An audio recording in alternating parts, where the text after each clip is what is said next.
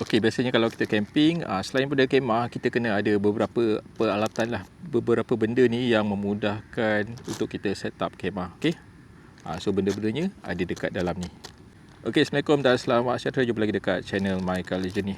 So hari ni saya nak buat satu lagi video sharing lah camping tips. Saya dapat satu parcel ni, dia ada beberapa item yang memudahkan kerja-kerja waktu kita camping. So benda-benda ni macam tambahan lah sebenarnya, tapi dia sangat berguna. Okey, so dalam parcel ni dia akan dapat 4 barang. 4 barang ni dia ada kegunaan yang dia ada kegunaan tersendiri lah. Jom kita buka dulu, tengok apa yang ada dekat dalam parcel ni. Okey. Okay, so dalam ni dapat satu bungkusan macam ni. Okey, so ni barang-barang dia lah.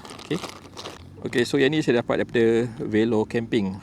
Velo Camping ni dia ada banyak lah jual aksesoris untuk camping. So yang pertama sekali dia dapat satu guideline. So dapat satu ikatan macam ni. Ni sebenarnya dia ada 4 tali.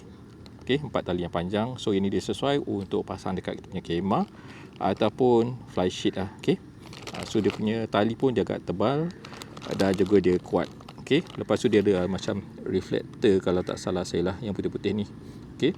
Tapi warna dia terang. So tips dia kalau kita camping nak yang selamat, gunakan tali ataupun guideline yang warna terang macam ni, sebab dia mudah untuk kelihatan. Okey, yang kedua dia ada satu penyepit ni. Orang cakap penyepit buaya. So benda ni kegunaan dia adalah untuk kita sepitkan pada, contohnya pada fly sheet kita. Biasanya fly sheet dekat hujung dia ada lubang untuk kita ikat tali. Tapi ada fly sheet yang kadang-kadang kita perlu ikat pada bahagian tengah ataupun ada part yang dia tak ada lubang. So kita boleh gunakan clip ni ataupun sepit wire ni. So kita boleh sepitkan pada fly sheet. Dia akan sepit kat sini, lepas tu kita boleh ikat dekat sini. Okey. So dia jadi macam satu ruang lubang tambahan lah untuk kita ikat kita punya fly sheet. Okey, item yang ketiga adalah karabiner macam ni. So karabiner ni pun wajib sebenarnya korang standby, sebab benda ni dia memudahkan. Contohnya kita nak sangkut pada fly sheet, lubang fly sheet tu, kadang-kadang kita buat ikatan. Tapi kalau nak lagi cepat sebenarnya korang boleh ikat tali tu siap-siap dekat sini. Okey, lepas tu korang sangkutkan pada fly sheet tu, gunakan dia punya hook ni sahaja. Okey. So dia secure sebab dia ada lock kat sini, dan juga dia pun memang kuat. Lagi satu dia mudah, in case korang nak buka balik pun senang, just bukakan saja. Lepas tu korang nak pasang balik pun senang. Tak payahlah setiap kali camping korang kena ikat dan korang kena buka. Benda tu dia agak melambatkan lah. So guna benda ni dia lagi cepat.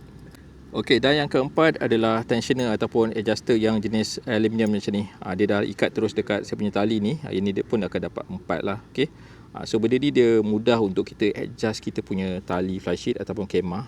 Selalunya ada orang gunakan ikatan pun boleh juga. Tapi nak lagi cepat, boleh gunakan adjuster jenis macam ni. Yang ni dia lagi kuat daripada yang plastik tu, sebab yang ni dia jenis aluminium alloy, dia memang lagi solid.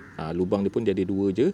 So maksudnya lepas korang ikat dan korang just pack dekat sini, nampak dia memang kuat lah. Dia akan stop dekat sini dan korang boleh adjust lah. Kalau nak panjangkan tali ataupun nak pendekkan tali, boleh adjust saja dekat sini. Nampak bila dah pack, memang dia sangat kuat.